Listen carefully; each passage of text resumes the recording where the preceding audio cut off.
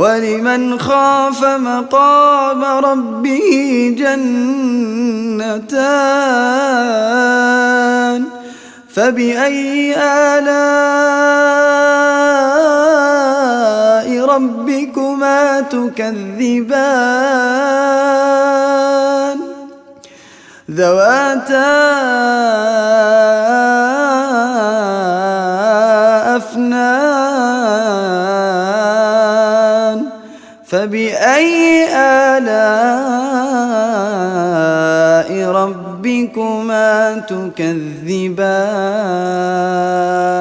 ولمن خاف مقام ربه جنتان فبأي آلاء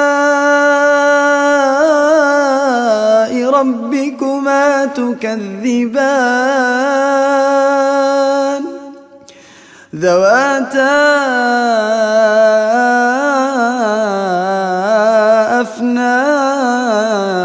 أفنان فبأي آلاء